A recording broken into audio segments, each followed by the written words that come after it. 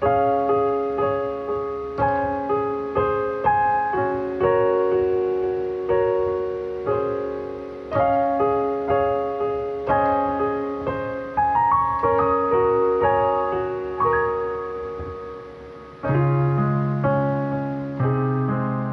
karunia dan damai sejahtera dari Allah Bapa kita dan dari anaknya Tuhan Yesus Kristus menyertai kamu sekalian. Amin. Shalom saudara-saudari, sahabatku semua di dalam nama Tuhan Yesus. Firman Tuhan yang menyapa kita hari ini, hari Selasa tanggal 23 April 2024, tertulis dalam 2 Korintus pasal 5 ayat 1. Mari sahabatku semua kita simak dan renungkan firman Tuhan yang menjadi kekuatan dan inspirasi untuk menjalani hari ini demikian.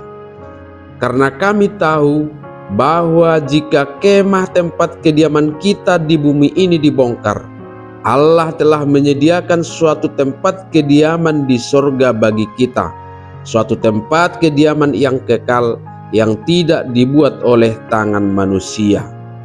Ai odo hubotohami dina tanggal bagas parlapalapian nami nasiat tanoon, adong madihami inganan nasiat debata, bagas naso pinaulini tangan, namian saliling-liling na di Banua Gijang.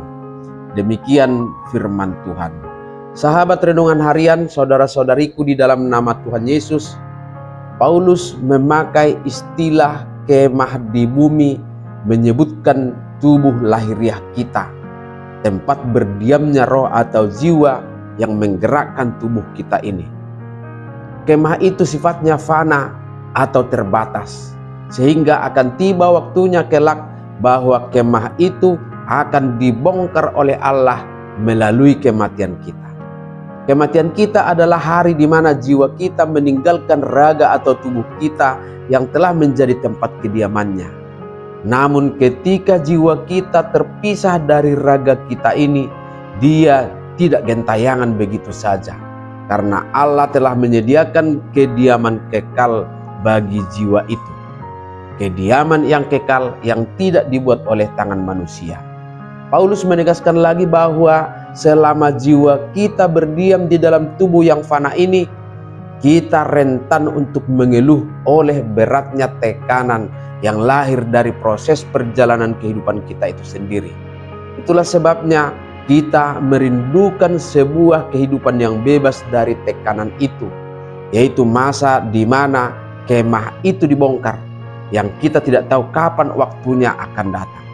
Oleh sebab itu kita harus terus berjuang menahan penderitaan dan tekanan yang kita alami oleh karena syaratnya beban kehidupan.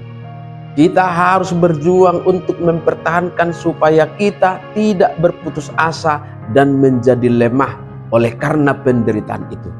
Sehingga kita pun akan dapat berkata, karena bagiku hidup adalah Kristus dan mati adalah keuntungan. Dibongkarnya kemah itu sesungguhnya menjadi keuntungan bagi kita, karena kita akan meninggalkan semua penderitaan dan kesesakan di dunia ini, dan selanjutnya dianugerahkan sukacita surgawi oleh Dia yang menjadi pemiliknya, Allah Bapa di dalam Yesus Kristus. Sahabatku semua, membicarakan surga di zaman ini barangkali menjadi topik yang tidak menarik. Tetapi sesungguhnya itulah tujuan hidup kita. Dengan demikian firman Tuhan mengajak kita untuk tidak terlena dengan kenikmatan dunia dan tidak berputus asa oleh penderitaan.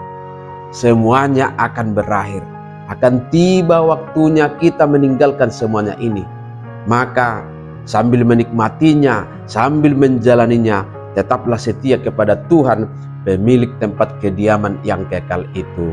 Amin. Selamat beraktivitas. Tuhan memberkati.